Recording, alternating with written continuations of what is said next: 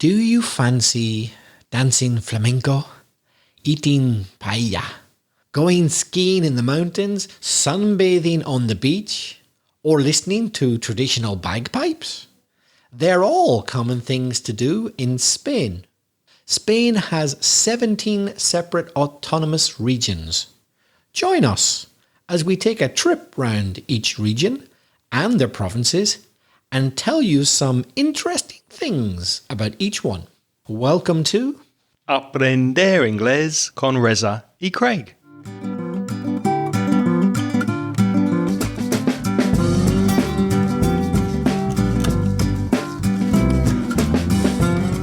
Hi, I'm Reza. And my name's Craig. And with nearly 50 years of teaching between us, we'll help you improve your English and take it to the next level. Hi Craig, how are you? I'm very well, thank you. You know, it's we're in the flat, we're recording this and we're not going anywhere at the moment because we're recording this during the pandemic, the coronavirus pandemic. So I'm really looking forward to virtually travelling around Spain today. Yes, because it's the only type of travel we can do around Spain. So we're going to travel around Spain, but don't worry, not in a car, bus, train, but virtually, as Craig said. And we hope that this podcast will be interesting not only for any listeners not from Spain, because we know we have listeners all over the world who may want to learn about the country that Reza and I live in and are residents in, but also hopefully it will be interesting for many listeners who are originally from Spain but are working or living abroad at the moment outside the country, and because of the coronavirus situation are unable to visit family over here in Spain. Speaking of such people, let's begin with Sonia from Barcelona, but living in Berlin. Wie geht's gut, Sonia? Hello Reza, hello Craig. I'm Sonia, the girl from Barcelona that I'm currently living in Berlin. Well, today, as the last Thursday in the past month, I've been listening to you up to 6 hours.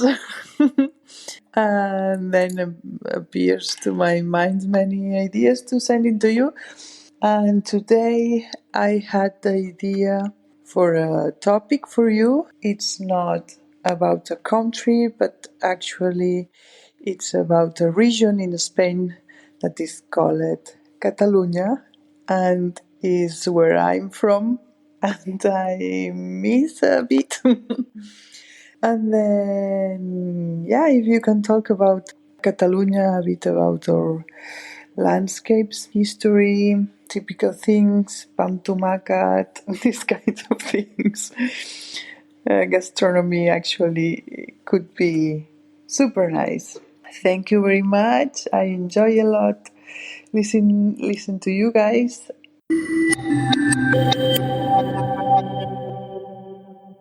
Now, unfortunately, Sonia's message stopped and cut out. That phrasal verb to cut out means to stop just before she finished her message. But thank you, Sonia, for getting in touch. And you're listening to 6 hours of the podcast.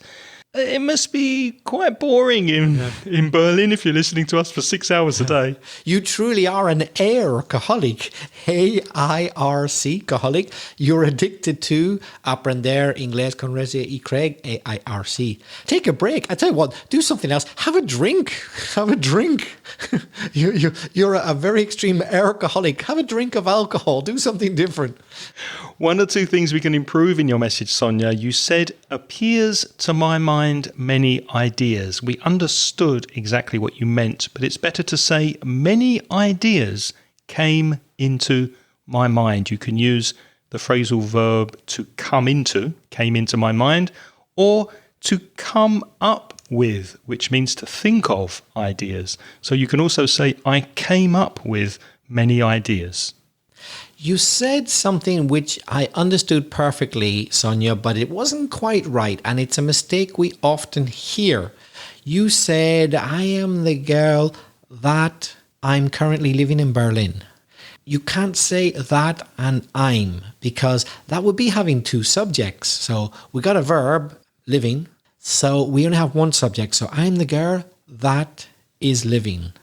Or you could say I'm living or I'm currently living in Berlin. But you can't say I'm the girl that I. You can't have the pronoun that and the subject I. So I'm the girl that's currently living in Berlin. And Sonia, you also said, I enjoy a lot listen to you guys. And again, we understood exactly what you meant. However, the word order in English is a little stricter, a little more fixed in English. It's better to say, I enjoy listening to you guys a lot. So put that adverbial expression at the end. I like or I enjoy listening to you guys a lot or very much. Your pronunciation was very good, Sonia. One word, though, could be improved a bit. Called, C-A-L-L-E-D. Remember, the E is silent. I think you said, like, call it, a typical mistake. Silent E, called. And Sonia also sent another message specifically asking about the ranking of countries that listen to us. So the ranking by listeners. Because previously we'd spoken about the most popular episodes, the most popular subjects of our podcasts. And she said in her message she's super curious. Well, if someone's super curious, they're very curious. So, Sonia, I'll tell you. Now, these statistics are only based on people who listen with an Apple device, an iPad or an iPhone, because I don't have access to other statistics. But the country that most listens to us on an Apple device is Spain. They listen 54%. Next, maybe surprisingly, is the USA, 14% of listeners, and then Mexico, 10%, followed by Colombia, 5%, and Chile, 2%. Although I suspect that order of countries would change if we look at Android devices and other phones. So thank you for your question, Sonia, and I enjoyed checking those statistics. Sonia is currently in Germany, and we know we also have listeners living in the UK. If that's you, keep listening to the end of the podcast, because we have a job offer that you might be interested in. So, if you're in the UK or Germany and you're looking for work, make sure you listen right to the end of today's episode. Next, we have a voice message from Alejandro from Colombia, who is currently living in Sydney, Australia.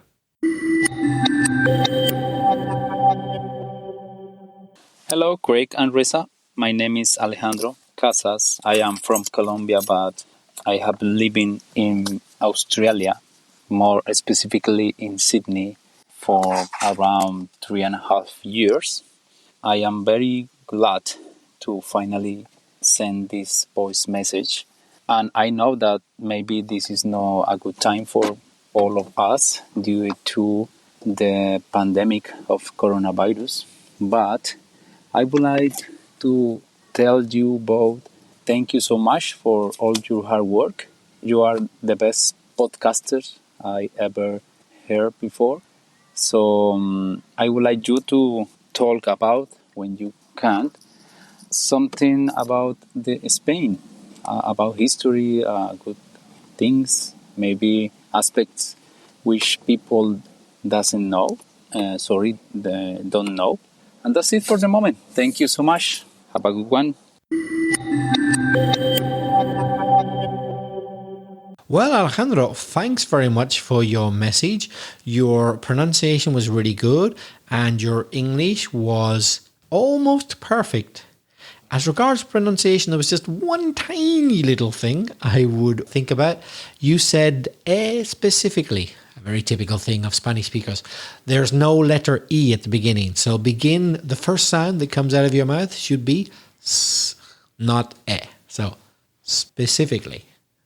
And yeah, I also noticed, Alejandro, that your accuracy is very, very good when you're speaking English. I think you focus very specifically on getting the English correct. You corrected a mistake very quickly. You said people doesn't know, and immediately you realized your error and you said people don't know. So well done on your focus on your accuracy.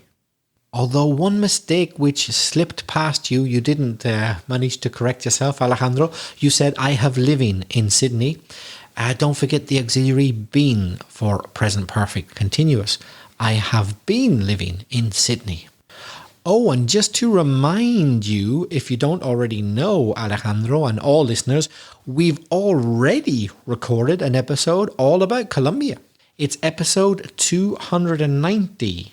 So just go to inglespodcast.com/290 and you'll hear a very interesting episode where we had two Colombians, Elena and Angelica, talking about their experience as Colombians. So we're really pleased that a Colombian has asked us to talk about Spain. And we also received an email from Anna from Galicia, so I'll read it for you now. She says, "Hi, I am Anna from Galicia. Maybe better to say it's Anna or this is Anna from Galicia.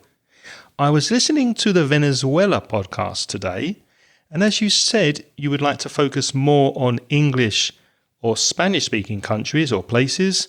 I bring you an idea in case you like it. Better to say, I have an idea in case you like it. Galicia, northwestern part of Spain, where we speak Spanish and Galician. Galicia is much more than just drugs, says Anna. We have plenty of typical and original things from here, many of them known nationally. Now, have you heard of these words, Reza? Botafumeros? Do you know what that is? I think I have. It's the huge incense burning thing that swings through the church, isn't it? In the famous Santiago Cathedral, there's a huge incense burning round object, and it swings right across the church. Have you never seen it on a video? I've seen them, but I didn't know that was what they were called. So the pronunciation is Botafumeros. Botafumeros. And Los Pathos? What's that? For me, I think a patho is like a little country mansion or palace. Very typical in Galicia. La Catedral de Santiago, which is famous, of course. El Camino de Santiago, very famous. And the cake. El licor café, the gastronomy. La morriña, la queimada. Very typical words from that part of Spain. So Anna says maybe you like the idea of the culture of this place for another future podcast. Greetings and stay safe, Anna. Well, Anna, we're not going to spend every podcast speaking about different regions of Spain because there are many and that might be a bit too much for listeners outside of Spain, but we have put together this episode for people like you who want to hear a little bit about regions of Spain. So let's look at them alphabetically and have a trip around Spain. But before we look at each individual region, how many autonomous regions are there in Spain? So Spain is made up of, you could say, divided into 17 autonomous regions. Or as they sometimes say in Spanish, comunidades autónomas, autonomous regions. And each one has its own regional government, as well as the central government in Madrid. And each one, it often has a very unique character. Now, 15 of these regions are on the Spanish mainland, on the peninsula. And in addition, the Balearic Islands and the Canary Islands make 17 in total.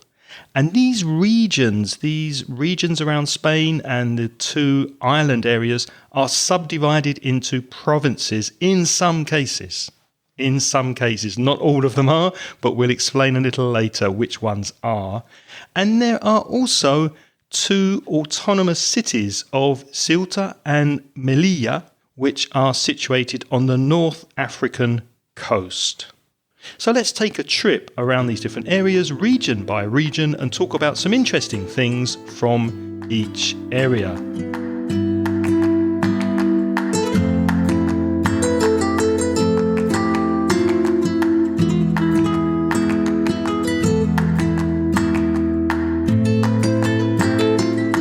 Alphabetical order. So first, of course, then is Andalusia, or as we say in English, Andalusia. Andalusia has quite a few provinces. Let me name them for you. There's Almería, Cádiz, or as we say in English, Cadiz, Córdoba, Granada, Huelva, Jaén, Málaga, and Sevilla, or in English, Seville, which also has the capital city of the same name, Seville. And as most people know, Andalusia is definitely in the south of Spain. You think Andalusia, south, it's a southern identity. But maybe you didn't know that it's the most populous and the second largest in terms of size autonomous community in Spain. In other words, it has the biggest population, but it's not quite the biggest geographically. And as Reza said, Jaén is one of the provinces in Andalusia, and it's the olive-producing capital of Spain. So those lovely Spanish olives that you enjoy so much very, very probably come from Jaén or that area. Another interesting fact, you can take a ferry, a boat, from Andalusia to Morocco, which is obviously in Africa, but the distance is quite small. It takes just over an hour to get from Andalusia to Morocco by ferry. Another thing you could do in Andalusia is you could go skiing in the winter. The Sierra Nevada, obviously it's a snowy place, you don't need me to translate the Spanish for you, is one of the most famous places in Europe to go skiing. As well as that, Andalusia is full of architectural wonders. To name just one, the most famous of all, La Alhambra. Fantastic place. And we can't really leave Andalusia and go to our next region without me personally mentioning one of my favourite areas of Spain, Las Alpujarras, the foothills of the Sierra Nevada, where you find the beautiful villages of Lanjarón, for example, where the mineral water comes from, and Pampañera, which has a wonderful chocolate factory. Yes, and Craig, I've never been there. I'd love to go, but it's amazing. Amazing area. I imagine it's not a bad area to practice your English, because I believe quite a lot of British people have decided to make their home there. Isn't that right? Yes, I don't know if there are as many Brits in that area as you'd find in the Costa Blanca or Costa del Sol in the south, but there are British people in the area because it's so picturesque and it's so beautiful. So, of course, people want to live there. So if you want to be absolutely sure of speaking English in Andalusia, I bet you better go to the Costa del Sol then. Malaga down there, you'll definitely get guiris to talk to. Moving on to our next area of Spain, which is Aragon. What provinces are in the region of Aragon, Reza? 3 provinces, Huesca, Teruel and Zaragoza. Zaragoza is also the name of the capital city. Aragon is a big region. It's south of the Pyrenees, but it runs down into kind of the central area of Spain as well. And it has stunning scenery. Stunning, S-T-U-N-N-I-N-G, means very, very impressive, including the Pyrenees, but also lots of beautiful villages. It's largely a rural area, but around half of the population of Aragon live in Zaragoza. And a famous painter was born in Aragon in the village of Fuendetodos in 1746, and that was Francisco de Goya. So if you've ever seen a Goya painting, then now you know that he's from this region. Another thing about Aragon you might not imagine these days, because it's largely rural. It's one of the earliest and integral parts of Spain. What do I mean by that? Well, Spain wasn't always one country. Now it is. But it used to be lots of different kingdoms. And when various royal families unified centuries ago, Aragon was one of the fundamental and very important parts of Spain. One last little detail about Aragon. We've mentioned skiing in Andalusia. Also, Teruel is famous for good skiing. Our next region to visit is Asturias, the capital of which is Oviedo. And technically, like Wales in the UK, it's a principality. So what is Asturias famous for? Well, it's well known for its beautiful green countryside and also the Cantabric coast, which I think is quite rocky. Is it rocky or is it more sandy? A bit of a mixture, but more rocky than sandy. And also a lot of it's very green. So some of it is mountainous, but some of it is like green hills which go down to the sea. I know it does rain a lot in that part of Spain. They do have lovely beaches and fishing villages. And Of course, if there are fishing villages like Galicia, Asturias has great seafood, so it's very well recommended if you're a seafood lover. If you like heavy, or we should perhaps say hearty, Hearty, hearty, like heavy but in a good way, really filling, satisfying in the winter, warm you up. If you like hearty food, there's not much better than a fabada asturiana. Oh, fantastic. I love fabada. You've got chorizo, morcillo, meat, beans, all sorts of things in there. And you could accompany that with a cider. A lot of Spanish cider comes from Asturias. They're probably the place which is most famous for their sidra, the cider. By the way, they're famous for another thing, bagpipes.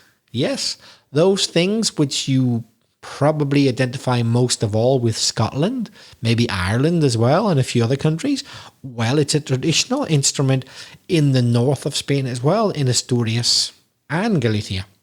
Going away from the mainland for a few minutes, let's visit the Balearic Islands. Well, what islands are in the Balearic collection of islands? You'd find Formentera, Ibiza, Mallorca, Menorca. Those are the largest, and there are other smaller islands, including Cabrera, De La Gonera, and Spalmador.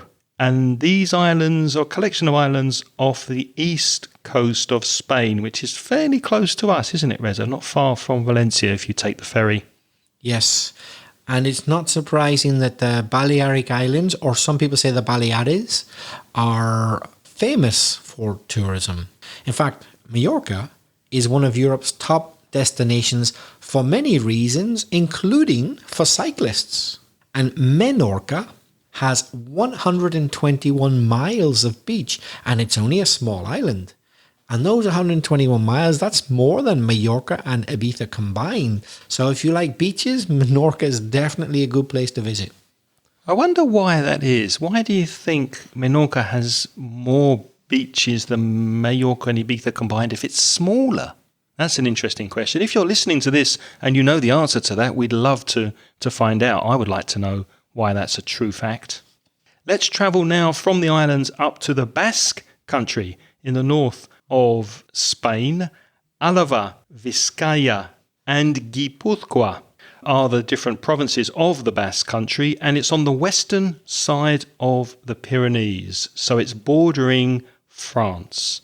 And Basque, or Euskera, is one of the oldest living languages. In fact, it's a bit of a mystery, the Basque language. It's not related to any other Latin language such as Spanish or French, and it's a very, very unique language. So you could hear Basque spoken in the Basque country in Spain. You could also hear it spoken in France, because part of the Basque country is actually in France as well. So when the Spanish say El País Vasco, the Basque country, they're referring to the bit in Spain, but there is a bit in France as well, Le Pays Basque, as the French say, so it's been divided. We'll talk a bit later about La Rioja, famous for its wine, but did you know that part of the area where La Rioja is made is actually in the Basque country? So your Rioja wine could have been partly produced in the Basque country.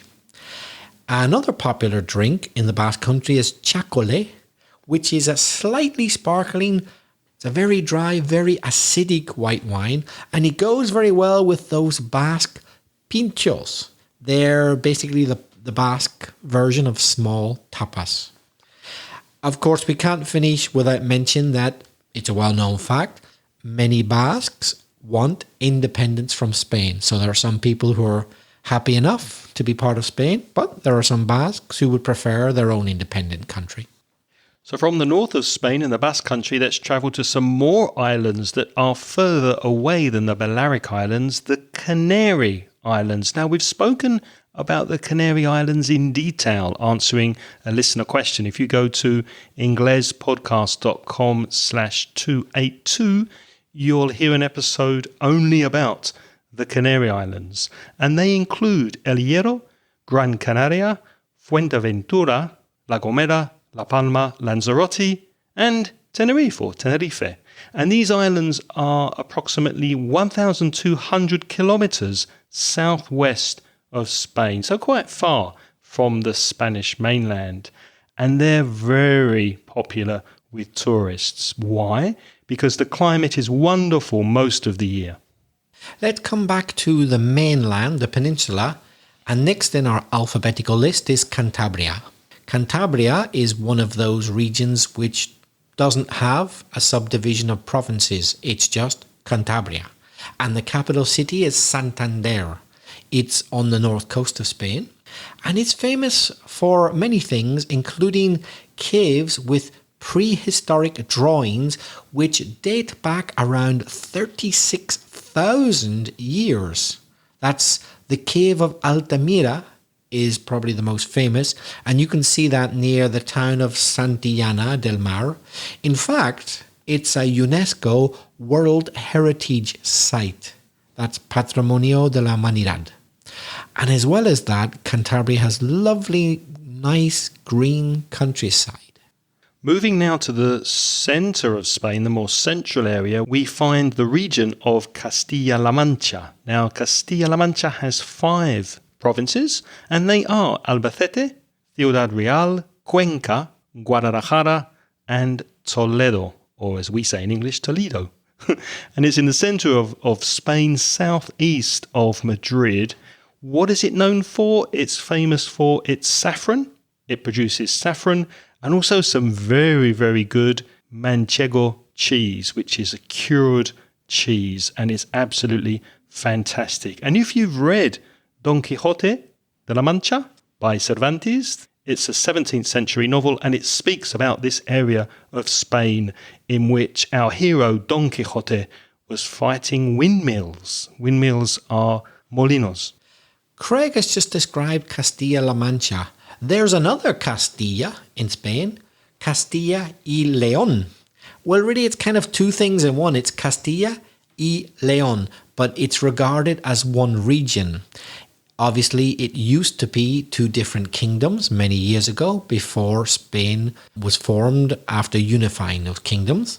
So in Castilla y León these days, you'll find the provinces of Ávila, Burgos, León, Palencia, Salamanca, Segovia, Soria, Valladolid, and Zamora. Sounds like a lot, doesn't it? Yeah, that's why it's the biggest autonomous region in Spain. And you'll find it mostly north of Madrid. It has more UNESCO World Heritage Sites than any other region in the world. So a lot of history in Castilla y León. Part of its history is that you lived there, didn't you? Well, I dare say that's not recorded anywhere, but I did live for 2 years, 2 marvelous years, in the beautiful university town of Salamanca. Salamanca being one of the oldest universities in the world, and certainly in the top 3 or 4 oldest in Europe. You've also got the beautiful walled city of Avila, and the Roman aqueduct of Segovia, to name but a few amazing things to visit there. And moving further north up to the northeast corner of Spain, we find the region of Catalonia, and it has 4 provinces. Barcelona, which is the capital, and I'm sure you've heard of Barcelona. Also, Girona, Lérida, and Tarragona are in Catalonia. The Pyrenees form a kind of natural border with France. And for any listeners outside Spain who may not know, Catalonia has a strong identity, and many people in this area of Spain want independence. So obviously Spanish listeners to this will know that, but some people in other parts of the world may not. What about the language, Reza? So obviously you can speak Spanish in Catalonia, but you can also speak Catalan. It's very widely spoken. And there's another language called Occitan or Aranés, which is spoken in Catalonia. There's a similar dialect or variation, some people might say, of Catalan spoken in other parts of Spain because they have historical links. So in the Valencia area, the Balearic Islands, Mallorca, Menorca, etc., and a few pockets, a pocket means a very small area, of Aragon, you can hear people speaking a variety or something very close to Catalan. It's also the only official language in another country, in Andorra, which is a country which rests between Catalonia and France. And there, the official language is Catalan, though a lot of people will understand Spanish as well. It's also spoken in a region of France called Roussillon. And believe it or not, Catalan is spoken in a city in Italy called Alghero. I didn't know that. I've learned something doing research for this. So that's an interesting fact. And we got this information from Britannica. There's a link in the show notes to all of the information here. You can read it at inglespodcast.com/360.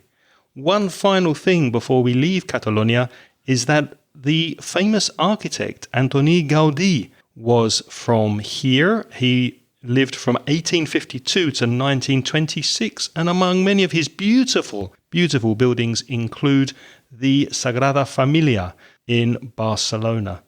And when will it be finished is the question I often ask myself when I visit Barcelona.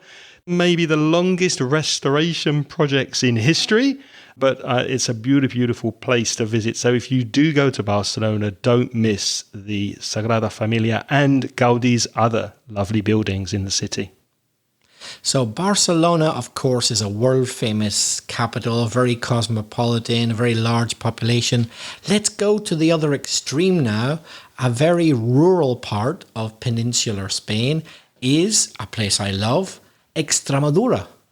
I love it because it's the first place I lived in when I came to Spain. I lived in Cáceres, which is also the name of the capital city of that province. That's where I lived. And there's another province called Badajoz, although neither of those capital cities are the capital of the region. That sometimes happens. It's weird, isn't it? The capital of the region is Mérida, which is another very beautiful city. It's called Mérida because it's Ciudad Ameritense. The Romans used Mérida as the capital of Lusitania. There you go, bit of history for you. There were two Roman regions or provinces, the ancient Romans, in Spain. One was Iberia and the other was Lusitania. And the capital of Lusitania was in Extremadura, in Mérida. And it has one of the best Roman remains museums in the world. Fantastic. So, Craig, what can you tell us about Extremadura? Well, beautiful, beautiful food. In fact, if you enjoy eating ham, that's ham with an H, not jam with a J. So I'm talking about jamón here. If you are a ham connoisseur, you will know that many of the top quality hams come from this area. There's the black, hairy variety of pig, which eats the typical acorns in the wide fields, the wide open spaces in Extremadura. If you'd like more information on that, we did speak a lot about ham when we did the episode on Spanish food from a British perspective. So to listen to more about the beautiful ham from Extremadura, go to inglespodcast.com/299. And do please visit Cáceres city where I lived, not because I lived there, but because it's one of the first World Heritage Sites in Spain, and there's a good reason for that. It's beautifully preserved and you'll love it.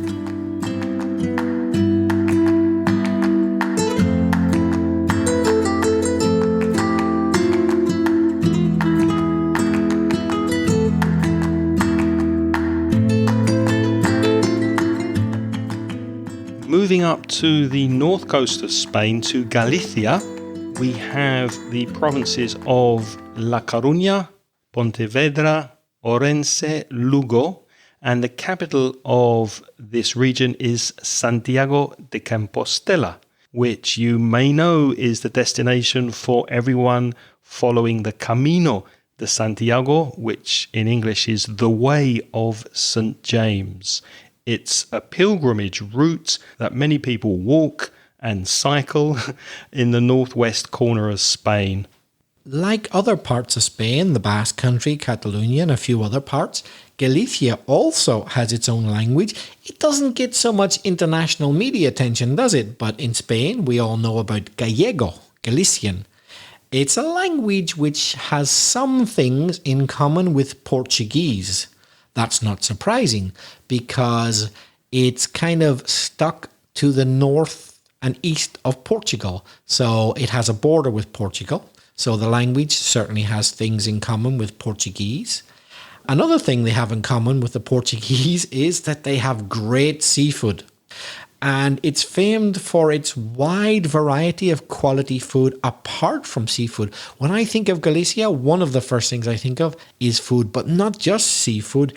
Everything's good in Galicia. They've got great vegetables. They got great meat, top quality beef, the seafood. It's a good place to eat. Galicia is a very, very good place to eat. What might you eat there, Craig? Well, for example, one of my favourites is the Galician stew. Stew, S-T-E-W. Stew is estofado, but maybe it translates as something like cocido. So there's the cocido gallego is one of my favourite dishes. And maybe as a tapa, you've had the padron peppers, pimientos de padron, which are the peppers that are grilled, and you never know which one's going to be spicy. So most of them aren't, but occasionally you get a really spicy pepper, and they go very, very well with cider and beer. And Anna, who we mentioned earlier, she sent us an email from Galicia asking us to talk about Galicia. I wonder, Anna, when you're listening to this, if you're away from Galicia, I wonder, are you having a bit of morriña? Morriña gallega is a very, very gallego thing, very Galician thing. It's unique to Galicia. No other part of Spain has la morriña. It's like melancholy. Sadness, but not exactly, no, melancholy, not full-blown sadness. Sad, but not quite sure. And it so fits the Galician countryside, the people. I get it, I understand it, because there's something similar in Ireland. And it's a thing, I don't know, maybe it's a Celtic thing. This kind of melancholy, maybe because it's raining all the time. Maybe the weather, yeah. Maybe the wet weather. Galicia seems to, if it's raining anywhere in Spain, it's going to be Galicia. And Santiago is one of the wettest places I've ever been to in my life. One of the most beautiful places as well. But this morriña, or as the Portuguese would say, saudade, this melancholy, it's very gallego. You know, they say if you meet a Galician on the stairs, you'll never find out if he's going up or down. Say, hello, how you doing? Where are you going? Oh, no sé, tío. Sorry for the terrible accent. Are you going up? Are you going down? Well, es buena pregunta, tío. I love that. I'm a huge fan of Galicia and Gallegos. I visited a few times and I'll definitely be back. I love Galicia. Speaking of things Celtic, as you mentioned, and the Celts, like Asturias and like Scotland and Ireland too, you might hear some bagpipes being played in Galicia, because I think it's all part of the Celtic culture from that part of Spain. In Galicia, you get very good wine, particularly white wine. But if it's red wine you're looking for, perhaps La Rioja is the place for you. Don't get offended, the rest of Spain. We know there are other good wines in Spain. We know that. But La Rioja is probably the most famous when it comes to red wine internationally. It's a region, and the capital of Rioja is Logroño. But did you know that it's the least populated region of Spain? Not many people live there. It's got over 600 wineries. That's a lot for such a small area. It's not that big. And the first vineyards, the place where the wine is produced and grown, they were planted way back by the Romans. Wow. And some date back centuries, and they're still in existence today. That's amazing. So many years. So, from La Rioja, which begins with an L, to the next letter of our alphabet, M, Madrid. Madrid is, most of you know, I'm sure, located in the centre of the country, and it's also where the capital of Spain is. Madrid is the second largest city in the European Union, and Sonia might be happy to know that Berlin is the biggest by population. And within city limits, within the city centre itself, Madrid has 3,348,000, more or less, inhabitants. According to the Guinness Book of Records, the oldest restaurant in the world is also in Madrid. It's a place called Sobrino de Botín, and it was founded, that means it opened, way back in 1725. Wow. I hope they've washed the dishes since then. Or swept the floor. 1725. And Madrid, when it comes to food, is known for its variation of cocido, because we've already spoke about cocido gallego. There are different parts of Spain do cocidos, but the Madrileño one is very, very highly rated. And also, Craig, I don't know if you know this, tripe. Callos. Madrid is famous for tripe. Do you like tripe? No, I don't. It's not my cup of tea. It's not a dish I will ever order in a restaurant. Do you like it? From time to time, when I'm in Madrid, I would order it there because I know I'm going to get good tripe there. I wouldn't order it in many places, but callos a la madrileña, yeah, I'll go for that. Next, we're travelling down the coast from where we are in Valencia. We're going to Murcia. Murcia is also the name of the capital of the region, and it's in the southeast of Spain. So where we're recording this, we're in the east, and you go further south, you get to Murcia. What is Murcia known for? Well, it's known as the orchard and vegetable garden of Europe. It actually has 5 harvests a year. So they're collecting the fresh produce 5 times during a year. The harvest is cosecha. And 15% of Europe's vegetables come from this area, and 30% of Spain's fruit. And that includes the lettuce, the artichokes, the peppers, the tomatoes, lemons, peaches, melocotones, the grapes, melons and plums, ciruelas, come from this area of Spain. I've got a really interesting bit of trivia. Well, no, I shouldn't say trivia. Actually, it's really important. But a little known fact about Murcia. I've been living in Spain for over 20 years, and I only discovered this myself last year. Murcia and Albacete, those 2 parts of Spain, Murcia is a region, Albacete is a province of Castilla-La Mancha. They used to be bound together as one region. Did you know that? No, I didn't. So Albacete is in a completely different region, but it used to be Murcia and Albacete until the 1970s, I believe. I had no idea. I just discovered that recently. I bet most listeners didn't know that. The older ones probably do, but younger Spanish people possibly don't know that. From Murcia, we travel to Navarra, which is up next to the Pyrenees. It's in the northeast of Spain, and the capital is Pamplona. So it actually runs from the river Ebro up to the Pyrenees. Now, Pamplona is famous worldwide for a festival called the Running of the Bulls, San Fermin. The San Fermin Festival, which runs from July the 6th to July the 14th. Normally, of course, we're recording this during the coronavirus pandemic, so it's been cancelled this year. I think it was cancelled last year too, yes. But it's a wonderful festival if you can see it.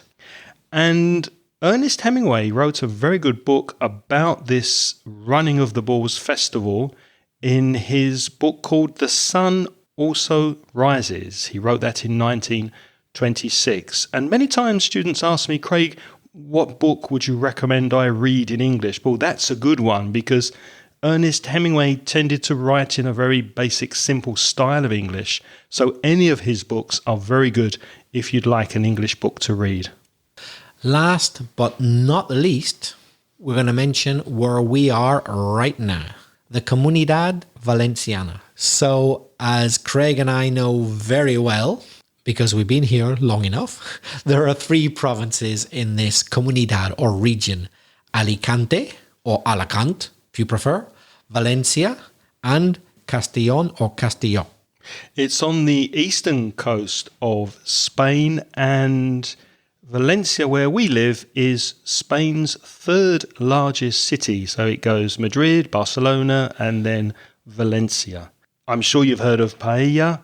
It's Spain's most well-known dish, and it was first cooked near Valencia. The original recipe of paella includes chicken, rabbit, and sometimes snails, caracoles. You said rabbit, just to clarify, rabbit. Conejo, yes. A lot of tourists don't realize that, do they? No, and many people think of, tourists tend to think of paella as having lots of ingredients inside, but really the basic paella is very few ingredients. Now, you can't possibly live in Valencia city, or even the province really, or even the Comunidad Valenciana, and not hear the word fallas. What are las fallas, Craig? Las Fallas, it's a festival that is usually held every year, although again, during the pandemic, it's not happening. The Fallas Festival attracts visitors from all parts of Spain and all parts of the world, and it's a spring festival that takes place in March, and there's lots of things to see and do. There's costumes, parades, fireworks in the streets, lots of music, and these huge papier-mâché effigies that are constructed and painted and planted in different neighbourhoods of the city. So it's a very fun festival to celebrate with your family, to walk around and enjoy life in the streets, although sadly it hasn't happened this year. It's not official, but I think, Craig, we can safely say that Valencia is probably Europe's fireworks capital of the world because of the fallas. If you like fireworks, fuegos artificiales, come to Valencia and fallas. Or if you're generally a bit of a pyromaniac, you like fires, come here and fallas, you'll have a good time. Although we don't recommend it if you're a little bit nervous, a bit anxious, and you have pets and dogs, for example. Maybe not a great idea. It's a very, very noisy, we might say full-on festival. So let's hope it happens next year. We hope you've enjoyed this trip around Spain with us. We enjoyed very much putting it together. And now it's your turn to practice your English. We would love to hear from you. What did you think of our travel around Spain? Please send us your comments. You can send us a voice message. Go to speakpipe.com, speakpipe.com/Ingles podcast. Emails, Reza? If you want to write, try Craig at inglespodcast.com or belfastreza@gmail.com. If you're interested in buying a paid course, please visit mentioningles.net. That's store, store.mentioningles.net. As always, we'd like to give our thanks to all of you who help us by supporting this podcast on Patreon. That's Patreon. If you'd like, you could join the Patreon program for as little as $1.20. That 20 is to cover the value-added tax, the VAT. And if you do that, you'll get instant access to recent transcriptions of recent episodes. Just go to patreon.com/Ingles podcast. And we'd like to welcome our new Patreon supporters who have recently joined us just this month. The first person did not leave a name, no name, just an email address. So a bit like Clint Eastwood, the man or woman with no name. We also want to thank José Pascual Jimeno Mari, Ángel Clavijo Martínez, and thank you very much to Enrique Gonzalvo, who increased his Patreon amount. So thank you very much for supporting us even more, Enrique. And Ricardo González also joined us this month. Thank you to all of you who are supporting us on Patreon. We also want to say thank you to our gold sponsor this month, Gabitel Ingenieros. What do they do? Well, they're involved in many areas of engineering, but perhaps of interest to you is that they are currently working on an important project in the UK for laying down, that means installing, to lay down, to install, fibre optic cable. If you would like to join their team and work in the UK, they are accepting job applications right now. To apply, you must have pre-settled or settled status in the UK. If you don't know what that means, we explain it fully in episode 342 about Brexit. But if you're hearing those words and you know, oh yes, I have that, or I know what that is, then you are in a good position to apply for this job. So pre-settled or settled status. If you have that status and you want to work for a growing, expanding company, send your CV, your curriculum vitae, or in American English, your resume, send your CV to seleccion@gabitelingenieros.com. Now, don't worry if you're driving, if you're riding a bicycle, if you don't have a pen at the moment, you can't write that down, don't worry. The email address is in the show notes at inglespodcast.com/359. And Gabitel is also expanding in Germany. So if you have a good level of German and you're interested, send your CV to the same address, seleccion@gabitelingenieros.com. And Reza and I would like to thank Rodrigo, Genoveva, and all the good people over at gabitelingenieros.com for being a gold sponsor of the show. Craig, what's on next week's episode? Next week, we're going to answer a question sent in by a listener. We're going to talk about some entrepreneurs and very rich people who have changed the world. So thank you for listening this week. It's been an absolute pleasure. Thanks for keeping us company. Until next time, it's goodbye from Reza. And it's bye-bye from Craig. Music in this podcast is by Pitts. The track is called See You Later.